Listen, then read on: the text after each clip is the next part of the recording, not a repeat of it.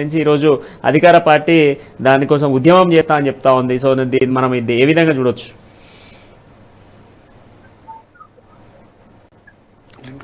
నమస్తే అండి. ఇప్పుడు విశాఖ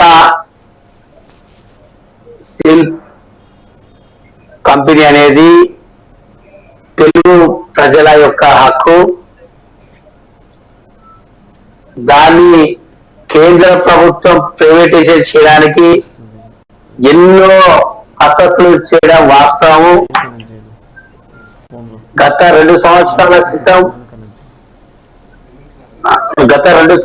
క్రితం మరి నిర్మలా సీతారామన్ గారు ఇది ప్రైవేటైజేషన్ చేయాలి అని ఒక ప్రపోజల్ చేయడం జరిగింది.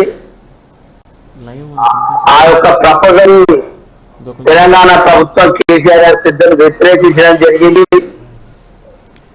మళ్ళీ అదే కాక ఈ రోజు విశాఖ ఉక్కు ఫ్యాక్టరీలో సుమారు 50,000 మంది వర్కర్లు పనిచేస్తున్నారు.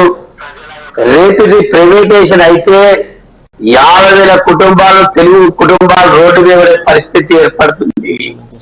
ఇది కేంద్ర ప్రభుత్వం గ్రహించాలి.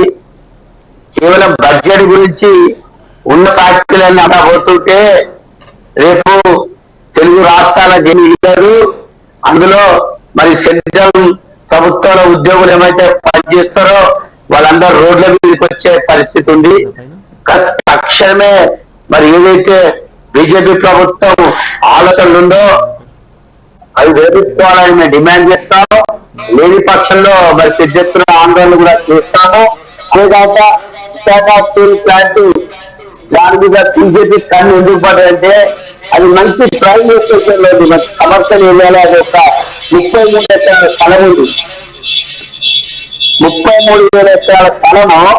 ఆ 33,000 ఎకరాల స్థలాన్ని ఈ రోజు మరి బీజేపీ ప్రభుత్వం దాన్ని అమ్మాలనే ప్రయత్నంలో మరి బడ్జెట్ గురించి ఆలోచన ప్రయత్నంలో మరి బీజేపీ పార్టీ ఆలోచిస్తుంది కనుక ఆ 33,000 ఎకరాల వచ్చే బడ్జెట్ ని ఏదైతే 50,000 మంది ఉద్యోగులను మరి వాళ్ళ రోడ్ల మీద వేసే ఆలోచనలో మరి యొక్క యూనియన్ మినిస్టర్ అప్పుడు నిర్మలా సీతారామన్ గారు ఈ 2 సంవత్సరాలుగా ప్రపోజ్ చేసి ఈ తీర్మానం చేయడం జరిగింది కేంద్ర ప్రభుత్వం.